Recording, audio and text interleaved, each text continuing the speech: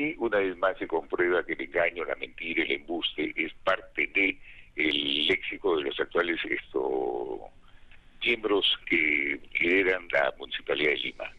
Mire el contrato todavía no ha sido firmado, no existe adenda. Hay un oficio dirigido al... Nos dijo que la adenda ya estaba firmada. Mire, siempre ellos dicen, justo cuando son pillados en un acto ilícito, dicen, no, ya se firmó. Esa adenda no ha sido sometida al Consejo Metropolitano como corresponde. No existe ningún acuerdo de consejo que autorice entregarle por 10 años más la concesión y con una probable inversión de 130 millones de dólares adicionales.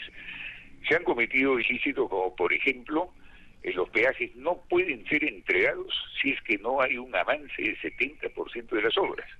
No es al inicio de la obra, como nos dijo ella. No, es a partir de que haya 70% de avance de obras, recién estarían en condiciones de cobrar peaje. Yo creo que la señora Villarán tendrá la sensatez de no hacer entrega todavía de estos peajes, por cuanto estaría incurriendo en un delito adicional, ¿no? Por otro lado, se ha concesionado 130 millones de dólares más, que supera ampliamente el 15% que la ley establece. En consecuencia, cualquier obra adicional tuvo que haber sido licitada o sometida a un concurso público. Ahora, pero no es que el contrato preveía, perdone, no es que el contrato preveía que se podían hacer modificaciones, adendas, a partir de los temas pendientes.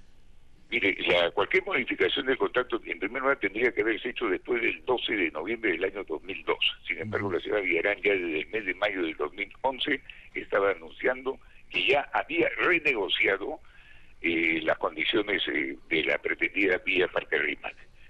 En segundo lugar, toda adenda o todo contrato después de los 3 años podían haberse hecho modificaciones, pero cuando supera el 15%, y en este caso han superado el 23 o 24%, tendrían que haber contado con una opinión de un organismo pertinente, supongo que sea la Contraloría General de la República, y definitivamente, dado el monto que ha superado ese 15%, tendrían que haberlo hecho.